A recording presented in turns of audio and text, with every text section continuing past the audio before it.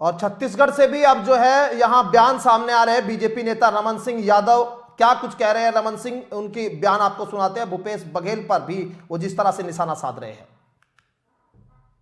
आगे है राजस्थान में, और तीनों जगह स्पष्ट बहुमत के साथ सरकार बनेगी।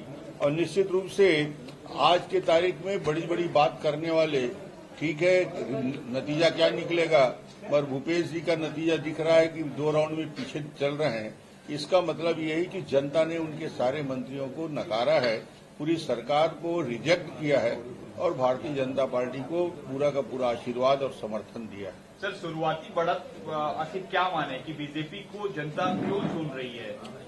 मैंने पहले भी इसका जवाब दिया था कि भारतीय जनता पार्टी मोदी जी के नाम से, मोदी जी के काम से, 9-9.5 साल की उपलब्धि को लेकर जिस प्रकार केंद्रीय नेतृत्व ने मेहनत किया, प्रधानमंत्री जी ने समय दिया, गृह मंत्री जी ने समय दिया, राष्ट्रीय अध्यक्ष जी ने जो समय हमको दिया, और जनता को मोदी जी की गारंटी, जनता ने उस पर भरोसा किया, भूपेश की बातों पर भरोसा नहीं किया। ये प्रथम चरण के रुझान में स्पष्ट दिख रहा है और ये निश्चित रूप से भारतीय जनता पार्टी के लिए और राष्ट्रीय नेतृत्व का आशीर्वाद मिला और हम जीत की ओर बढ़ेंगे। छत्तीसगढ़ में आपको सबसे ज्यादा भरोसा, आप सबसे मुखर होकर बोले कि हम जीत रहे, भूपेश पर भरोसा लोगों का कम हो गया। और सबसे बड़ी बात, गृह मंत्री ने आप पर भरोसा जताया था। आपको अंडर करंट पता था सर कैसा हो रहा है? अंडर करंट दिख रहा था और इतना बड़ा अंडर करंट होगा इसका एहसास सामान्यतः लोगों को नहीं हो पा रहा था, मगर मैं इस बात को लगातार रिपीट कर रहा था। मेरी बात को लोग भरोसा कितना करते हैं मैं नहीं जानता, मगर मैं मीडिया के माध्यम से रोज बोल रहा था, एक ही बात को रिपीट पर रिपीट कर रहा था कि जबरदस्त अंडर करंट है और भूपेश को छत्तीसगढ़ की जनता रिजेक्ट कर चुकी है, उसके चेहरे को हराना चाहती है। सर, आप बैकफुट पे थे एकदम से, क्योंकि आपको क्या लगता है क्या गेम चेंजर रहा जो आप अचानक से, जो बिल्कुल बैकफुट पे थे, अचानक से लीड करते हुए नजर आ रहे हैं? तो ऐसी कौन सी गेम चेंजर पॉलिसीज थी, किस तरह से इसको मोबिलाइज किया आपने पूरे कैडर को? नहीं, लीड डॉक्टर रमन ने नहीं किया, लीड पूरे सामूहिक नेतृत्व में हमने किया। मैं भी मेहनत किया, मेरी पूरी, हम सब ने किया और राष्ट्रीय नेतृत्व ने इतना समय दिया।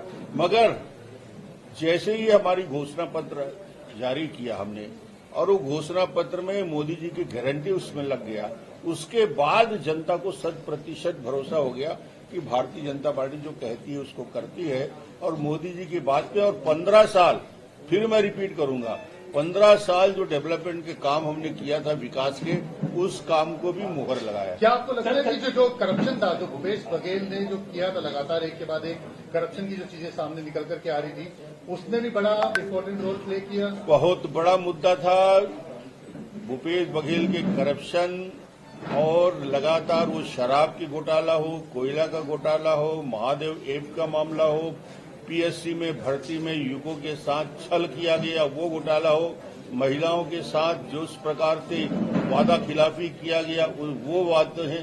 इन बातों को लेकर लोग भूपेश के चेहरा को बदलना चाहते थे। एक बात ये सामने आ रही थी कि बीजेपी जो है शहरों में अच्छा करेगी, लेकिन गांव में, क्योंकि किसानों तक उनका पेनिट्रेशन इतना अच्छा नहीं है, तो क्या आपको लगता है कि आपकी जो योजनाएं हैं और जो आपकी बातें हैं वो ग्रामीण इलाकों तक भी पहुंच पाई है?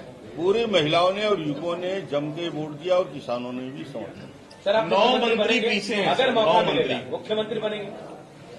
ये पार्टी का निर्णय है, पार्टी जिसको भी जवाबदारी देगी। हम लोग एक सामान्य कार्यकर्ता हैं, जब जैसी जो जवाबदारी दी गई उसका पालन किया, आगे जैसे पार्टी का निर्देश होगा और जिसको भी जवाबदारी दी जाएगी सब मिलके उसको छत्तीसगढ़ में एक बेहतर सरकार बनाने का काम करें। आप अगली बार ये जिम्मेवारी संभालने के लिए तैयार हैं? मैं कहता हूं ना, पार्टी मुझे हमेशा, मैंने कभी मांगा नहीं है। पार्टी जब जब जो जो जवाबदारी दी है उसका क्रियान्वयन मैं करता रहा हूं। आगे क्या जवाबदारी देगी पार्टी के नेता तय करेंगे। ये 9 मंत्री पीछे चल रहे हैं अभी, ये पूरी सरकार पीछे चल रही है। जब मुख्यमंत्री 2 राउंड में पीछे हो गया, इसका मतलब ये बता दिया कि जनमत उनके खिलाफ। दावे कर रहे थे, कई तरह के दावे थे, 75 पार तो आपने अभी भी कहा है, 75 की बात कर रहे थे और मैं कल भी आपको कहा था, मैंने आंकड़े